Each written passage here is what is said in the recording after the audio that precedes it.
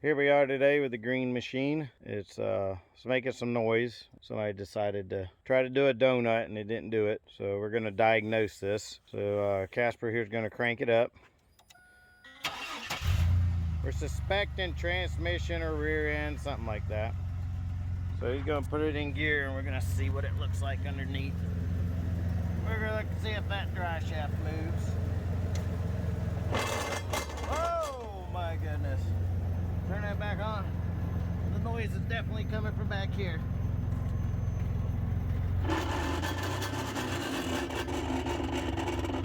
I think we broke an axle. Well, she's out of commission for now, but we're gonna put a rear end in her. All right, we gotta push it over to the shop. So we're using this car because we don't have anything else.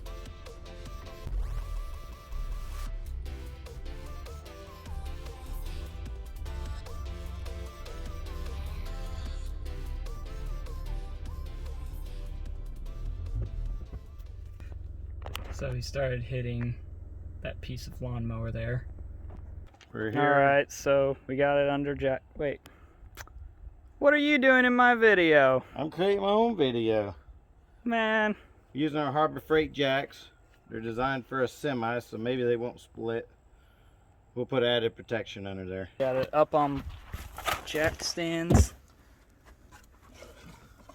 And we had to put these boards in there to keep the suspension from collapsing. This is how we do things when we don't have a car lift that works. Here it is, ready to go. Got a workbench right here, son. The handle's missing.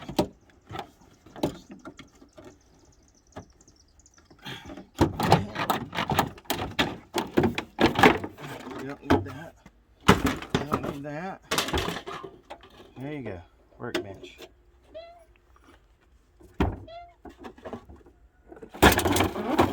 There. Kind of tilted. Yeah, I wonder what could be causing that tilt. It's leaning. Just shore it up where it won't fall. There we go. There we go.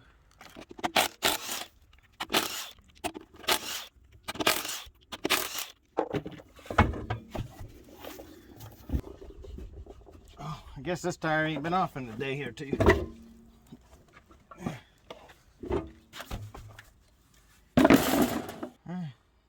Bunch more bolts to pull.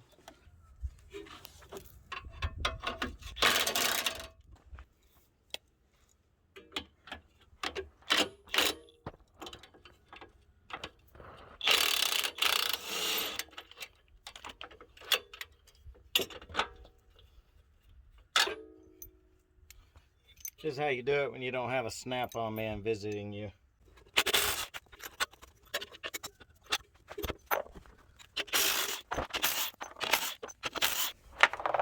So what are we doing, Dad?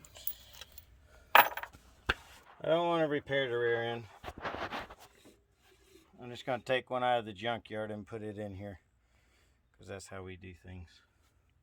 I mean, what are we currently doing? We're taking the U-bolts off and hold it down.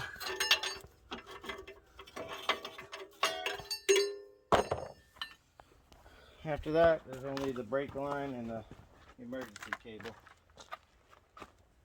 And the rear end will be out. And then we gotta go find one and modify it. Because I think this is the only Chevy I own.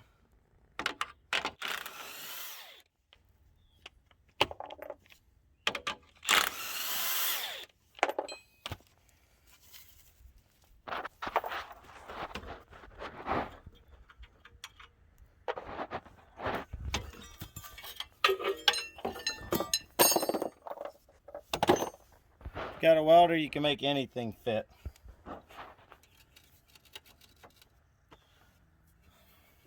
Let me get my emergency brake cable releasing tool here. Here we go. Release the emergency brake cable. So that's out of your way now. We can proceed to the brake line, which is this. How do we want to proceed?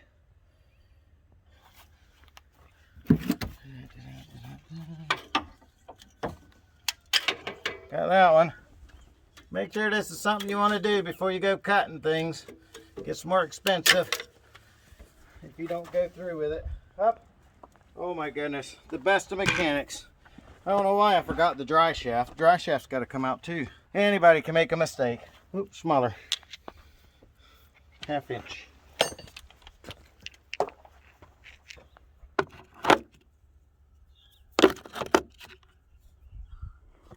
Oh. Or just drop it. Anybody can make mistakes.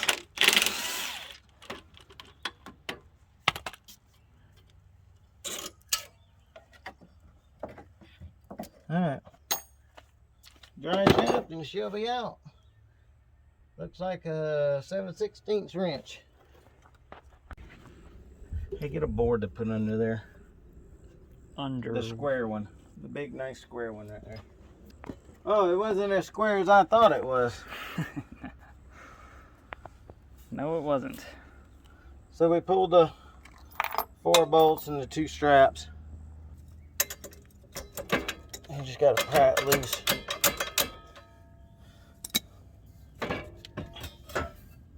Well, that happens. That's why I put the board down there. Universal didn't want to come off. Make sure you get plenty of dirt in there. Ooh. Oh, it's got a strap on it. That's funny. So, I usually take electric tape and wrap around it so it don't fall apart.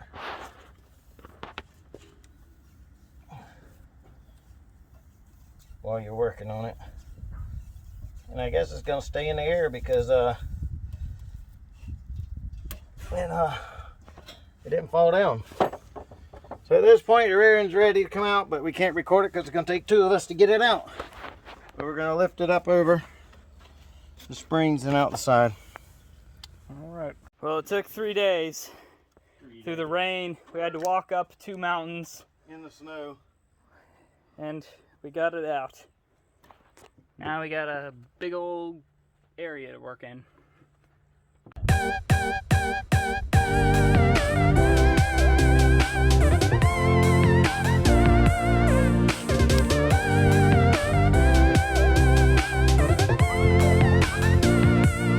Alright, what are we doing? Alright, so we need a rear end to go in this thing. That lawnmower rear end's already been used.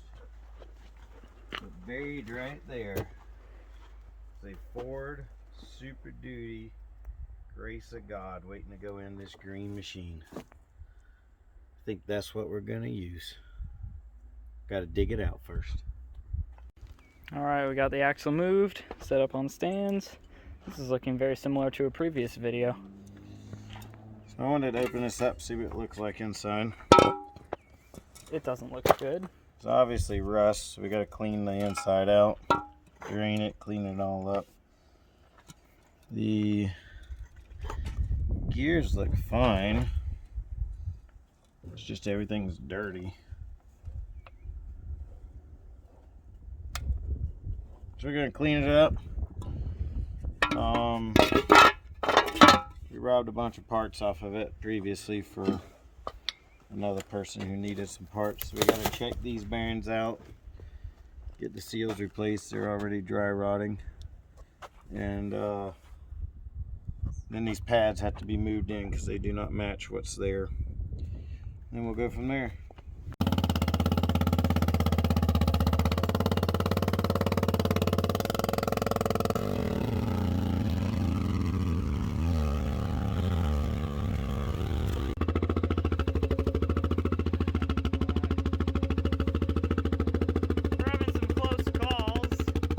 Alright, so we took this one off.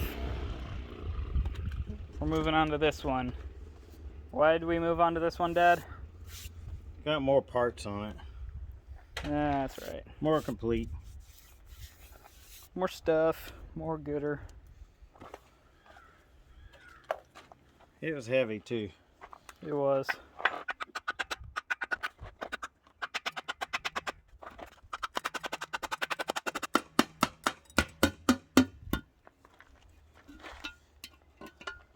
Oh, that looks a lot better. A lot better than the other one. We was hoping for a posi. Oh, it is. Clutches. Yeah, it's probably not a posi, it's just clutches. Oh. Anyway, it looks a lot better than the other one. Need some glue. All right.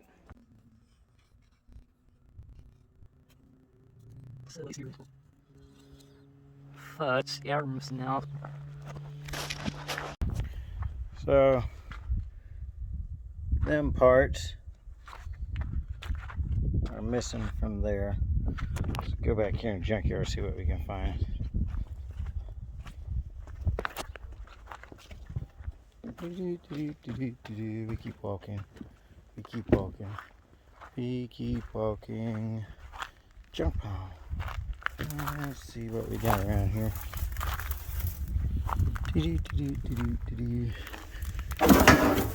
I think I found one. Right there, hiding in the bushes. You see that thing right there? Let's see. Aha! We have a winner. Oh, it ain't deep enough. We have a deeper one. We have a loser. What's up, guys? It's Kimballized. So we hunted around here. All these old all these old rotors. Got a new one there that was sitting around here. It don't work. We got these.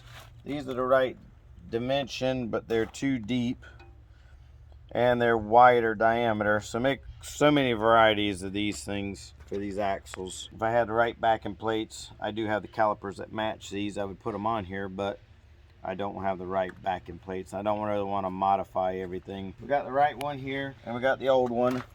The old one has some wear, but it's not gone. There's still turning room. But we're gonna run it just like it is because it's not a Super Duty. It's a little Chevy. So shouldn't take much to stop a Chevy. So that's what we're gonna use, the old one and a new one. And then we got a new caliper somewhere here. I don't see it. It's over on the golf cart. And we gotta find some bolts. Repeat that, please. We gotta find some bolts. We only have 2 bolts. I probably got some around here. It opens weird. Oh, I'm opening it wrong. Look at that baby. Ain't she pretty? We're gonna see if we can get this thing in here today before I gotta go to work. Off. All I do is just try to cut a little bit. If you have too much angle, you're gonna cut into your housing real quick, and I'll show you on this other one. But there is some beating involved because I don't cut all the way through. So you gotta beat on it pretty good.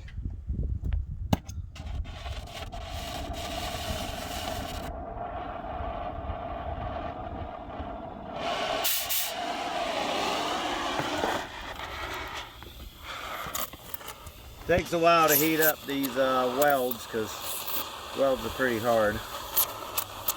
And the reason why we're cutting these off is the span of those springs on the Blazer are a lot narrower than the Ford Super Duties are. If you wanted to buy some, you could just add some to it, but these still work just fine.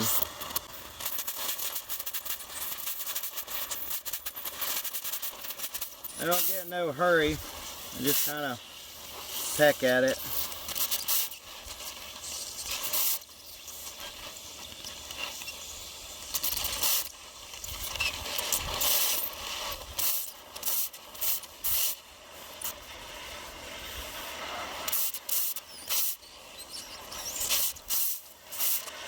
If you do cut into your housing, you can always weld it back up.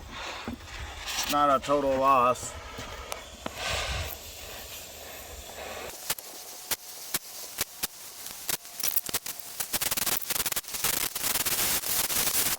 Your differential is not centered of your axles.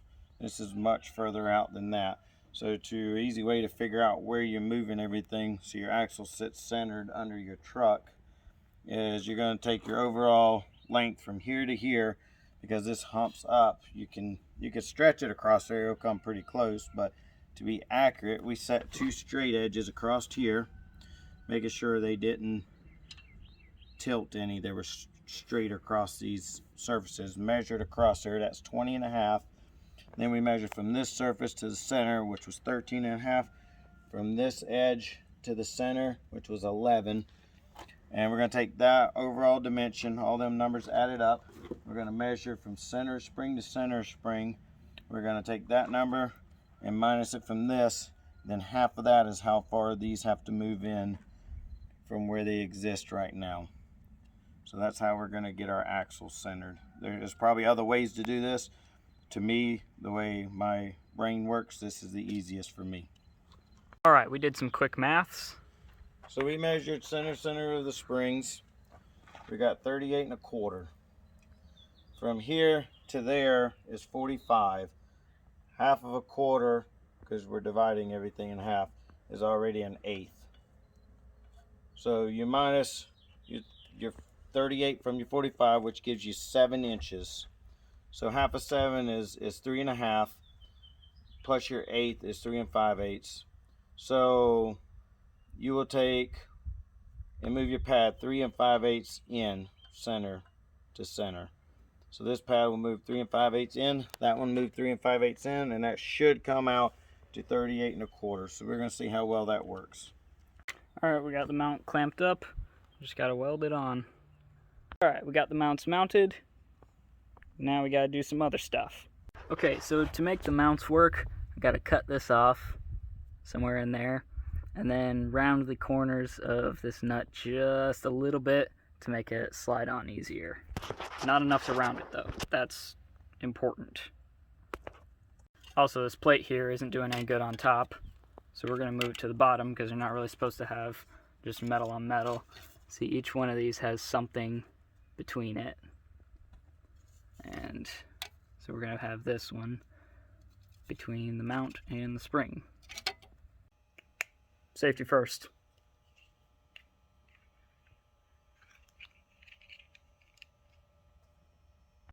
So now it looks like this. Much shorter. The edges of the nut got scraped up just a little bit. That's all it needed. Okay, so off camera we got the axle put in, and we realized that the tires are gonna rub up against the ends. So I went to town, got some U-bolts and 2-inch lift. Hopefully that will solve that problem. Okay, it took a little bit of effort, and these blocks we had to drill the hole out a little bit bigger to 3/4 so it would fit over that nut that was there. But we got it, it's in, both sides are done, it's all tightened up. It's ready for some rotors and calipers. Alright, so we got the caliper on there with the rotor. We got the other rotor on this side. And put a tire on there just to kind of get an idea of what it will look like. It's definitely going to be sloped down quite a bit, but hopefully it won't rub up against the fender once it's down all the way. Really help those blocks bring it up enough, but it's almost where it's gonna sit, so it'll look pretty interesting.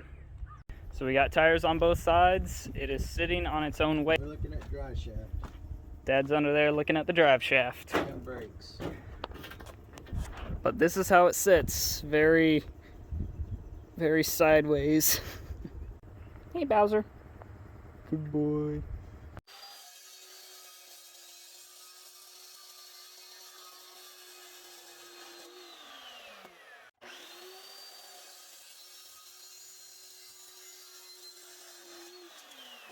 So this is how we're modifying the drive shaft to get it to go from a Chevy transmission to a Ford rear end. This will certainly be interesting.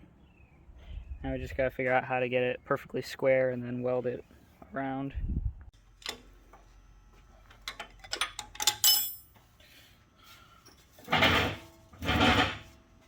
So now I gotta get a dial indicator. So what are we doing, Dad?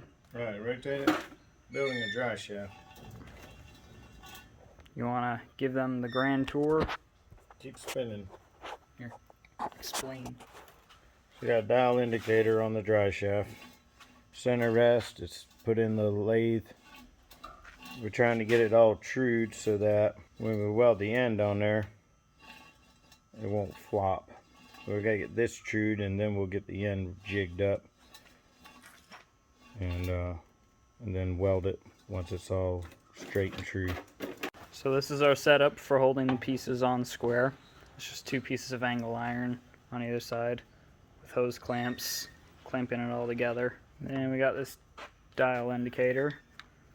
So as we spin it, that'll tell if this is true. So as the dry shaft rotates, he'll demonstrate. The needle will move.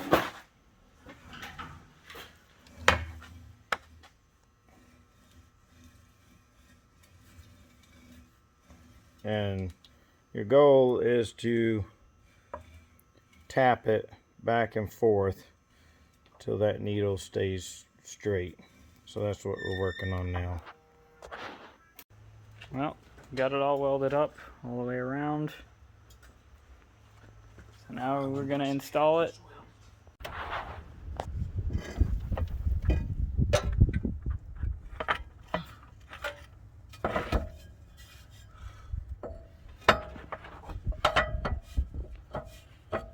Well, gotta be in neutral for that to move, but So Dad's switching out these tires for these tires. They're a little bigger. And I'm tightening up the drive shaft. These bolts use a 12.12 wrench to tighten them up. We tried to take it for a test drive, and pretty sure we broke the motor mounts. Well, one of them was already broken, and we think we broke the other one. Here, Dad, take the camera. Take over. crank it up. Hey, it might be a transmission.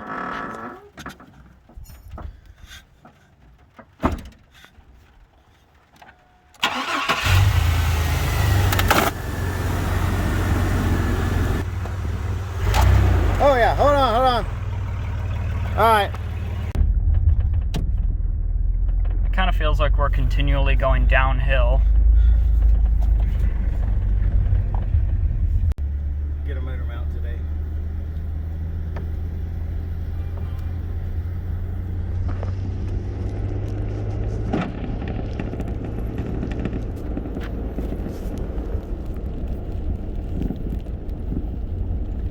You can drive it there.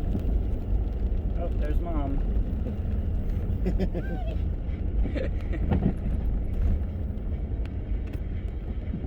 Yeah, you're gonna have to go get a motor mount and put that in. It's the driver's side.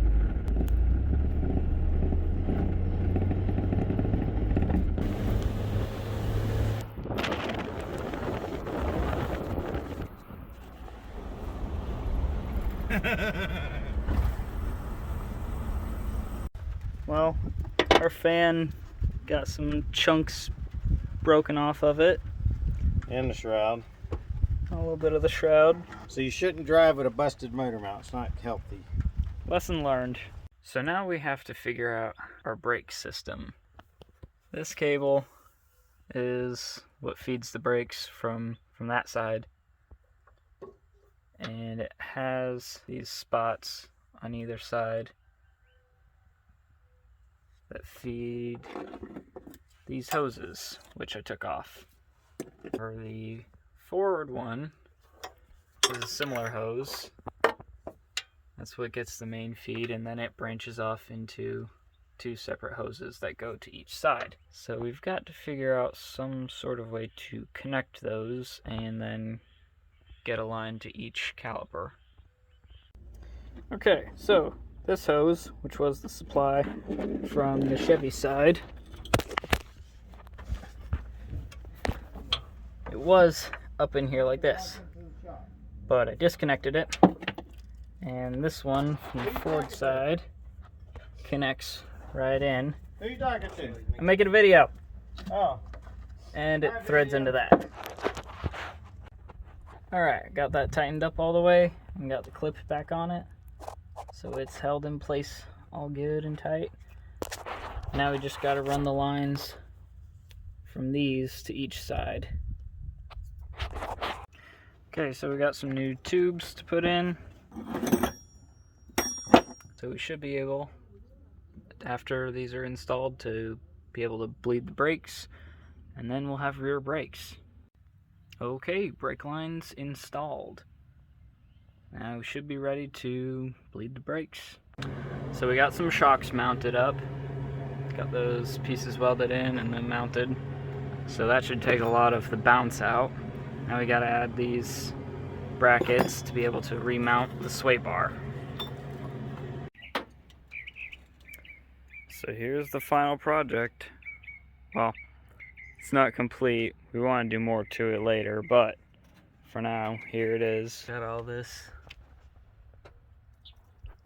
It kind of sits a little funny. Right now it's on a hill that's slightly upwards, so it's a little bit more leveled out than it normally would be. But that's the green machine. If you found this video educational or entertaining, then consider giving us a like. And if you want to get notified when we release new content, then you definitely want to subscribe. Bye.